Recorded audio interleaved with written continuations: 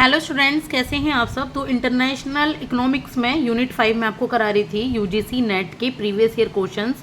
तो जितने भी यूनिट 5 में क्वेश्चन पूछे गए हैं जून 2011 से लेके 2025 तक, वो मैं आपको कराऊंगी। ठीक है, तो ये पार्ट 1 में भी हो सकते हैं, 2 में भी, 3 में भी। तो जितने भी क्वेश्चन हैं सारे ही चैप्टर वाइज होंगे। तो इंटरनेशनल इकोनॉमिक्स जो है वो यूनिट 5 है, लेकिन इसका जो चैप्टर है वो है आज second, theories of international trade. इससे पहले की क्लास में मैं आपको करा चुकी हूँ कि इंटरनेशनल ट्रेड के बेसिक कॉन्सेप्ट क्या होते हैं और उससे रिलेटेड सारे क्वेश्चंस जो भी एग्जाम में पूछे गए हैं। आज मैं जो आपको करा रही हूँ वो करा रही हूँ चैप्टर 2 से। तो आई होप कि आपको समझ आ रहे होंगे। तो चलिए आज पहला क्वेश्चन स्टार्ट करते हैं। इनको समझते हुए पढ़ेंगे।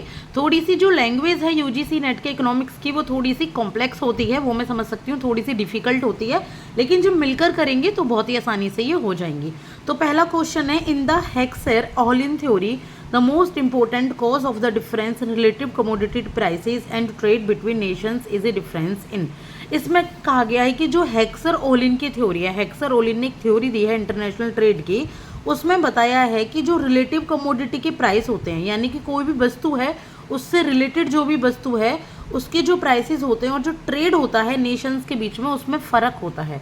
ये जो फ़र्क होता है वो किस चीज़ में उसका डिफरेंस दिखाते हैं, फैक्टर एंडोमेंट में होता है या टेस्ट में होता है या टेक्नोलॉजी में होता है या नन ऑफ दीज में होता है।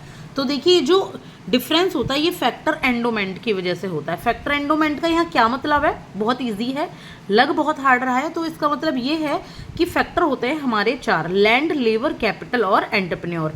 ये जो चारों फैक्टर्स है ना, अलग अलग कंट्री में अलग अलग तरीके से लगते हैं और अलग अलग ही उनके खर्चे होते हैं। तो इसीलिए इनके बीच में रिलेटिव कमोडिटी के जो प्राइसेस हैं इनके बीच में डिफरेंस होता है। आई होप कि आपको ये बहुत अच्छे तरीके से समझ आ गया होगा, और जब आप पिछला करोगे तभी आगे जाकर आप इनकी वो समझ पाओगे कि किस तरीके से डिफिकल्टी लेवल बढ़ रहा है या घट रहा है, ताकि आप आसानी से क्वेश्चंस के आंसर दे पाओ। इसके बाद है question, arrange the following in order in which they appeared, use the code given below.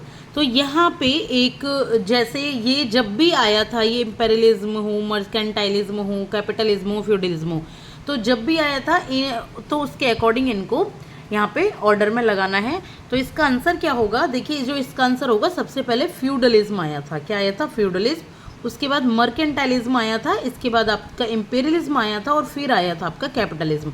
Answer हो जाएगा नंबर डी। क्या हो जाएगा आंसर? आंसर हो जाएगा आपका नंबर डी। पहले फोर्थ है, फिर इसके बाद सेकंड है, फिर फर्स्ट है, फिर थर्ड है। ये जो कैपिटलिज्म है ये तो अभी चल ही रहा है। तो देखिए सबसे पहले आया था क्या? फ्यूडलिज्म। ये आपकी 8वीं 9वीं सेंचुरी में आ गया था फ्यूडलिज्म, जहाँ पे किसी एक इंसान की चलती थी। इसके बाद आया था यहाँ पे मर्केंटाइलिज्म, जहाँ पे नेशनल वेल्थ को बढ़ाने की ओर ध्यान दिया गया, यानी कि थोड़ा मर्चेंट से रिलेटेड है ये, व्यापार से। इसके बाद आया था इंपीरियलिज्म, जिसमें एक राजा था और उसने हर जगह शासन करना, अपने राज्यों को विस्तार करने का काम किया। फिर कैपिटलिज्म चल रहा है, पूंजीवाद। ठीक है, तो इस तरीके से इसका हो जाएगा सही सीक्वेंस। इसके बाद हम करेंगे next question, that is arrange the following in order in which they appeared, use the code given below. तो सेम ऐसे ही है ये भी, इनको भी अरेंजमेंट करने का क्वेश्चन सोचिए 2011 में आ चुका है अरेंजमेंट का। ठीक है, तो पहले क्या था? सिक्युलर डिट्यूरेशन हाइपोथेसिस है, या थ्योरी ऑफ कंपैरेटिव कॉस्ट है, फैक्टर एंडोमेंट थ्योरी है, या फैक्टर प्राइस इक्वलाइजेशन थ्योरम आया। तो ये इनकी, अगर आपको इन्होंने डिटेल में आपने पढ़ रखा है, आपको पता है कि बहुत अच्छे तरीके से पढ़ने की जरूरत होती है यूजीसी नेट में, बहुत ही ज़्यादा डिटेल में, तो आप इसका आंसर बहुत ही आसानी से कर पाएंगे। वैसे जो इसका आंसर है वो भी नंबर डी ही है, यानी कि सबसे पहले आया था थ्योरी ऑफ कंपैरेटिव कॉस्ट सबसे पहले। इसके बाद आई थी फैक्टर एंडोमेंट थ्योरी। ठीक है, इसके बाद कौन सी? Factor endowment theory. और इसके बाद आया था फैक्टर प्राइस इक्वलाइजेशन थ्योरम, यानी कि नंबर 3 पर। और इसके बाद आया था लास्ट में सिक्युलर डिट्यूरेशन हाइपोथेसिस। चलिए एक बार समझ लेते हैं कि क्या होती है थ्योरी ऑफ कंपैरेटिव कॉस्ट, जो कि सबसे पहले आई। डेविड रिगार्डो ने इसको डेवलप किया था अर्ली 19th सेंचुरी में, 19वीं सेंचुरीज में।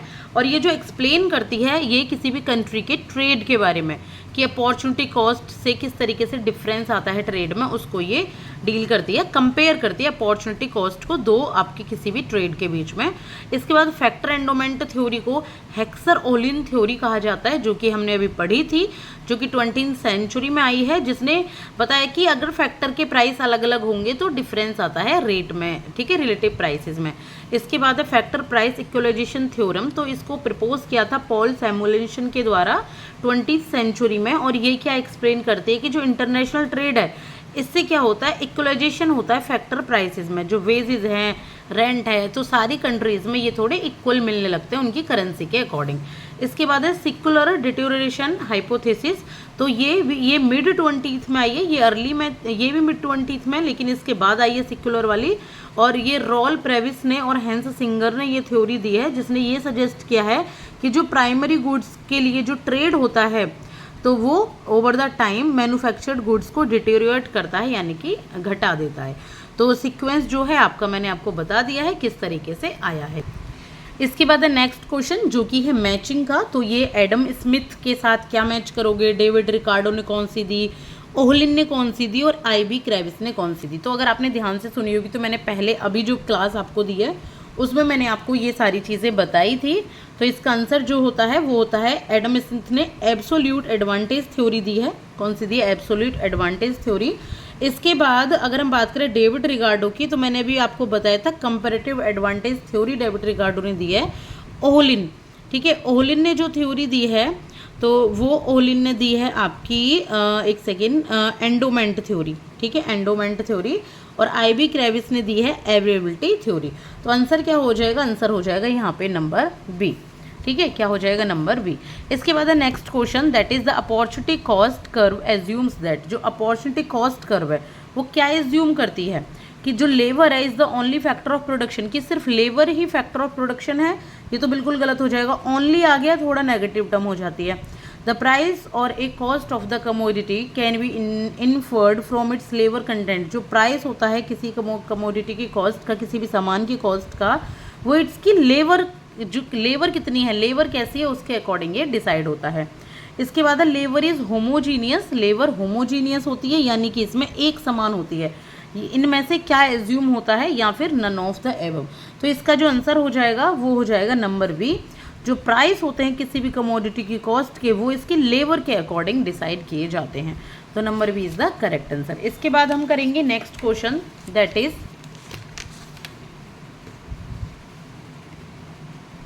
ये एसर्शन और रीजनिंग में है। देखिए उस टाइम पे भी आते थे 2011 में ये question, Leontief paradox contradicted Heckscher Ohlin theory, कि जो लियोनटीफ पैराडॉक्स हैं उन्होंने हेक्सर-ओलिन थ्योरी को कॉन्ट्राडिक्ट किया, यानी कि उनके बाद थ्योरी दी है, उनके या टाइम में थ्योरी दी है।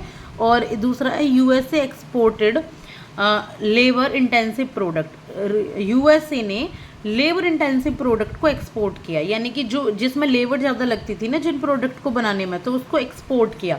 इसका आंसर जो है वो है, दोनों ही सही हैं, लेकिन आप देखो ये एक अलग टर्म है, ये एक अलग टर्म है, तो दोनों कहीं से भी रिलेट नहीं कर रही हैं। तो आंसर क्या है, दोनों ही सही हैं, लेकिन R is not the correct explanation of A. इसके बाद है next question, that is tick mark the option having the right chronological order. यहाँ पे भी आपको क्रोनोलॉजिकल ऑर्डर में आपको टिक मार्क लगाने हैं कि कौन सा सही है, किससे मैचिंग करता हुआ है, सीधे सीधे क्रोनोलॉजी।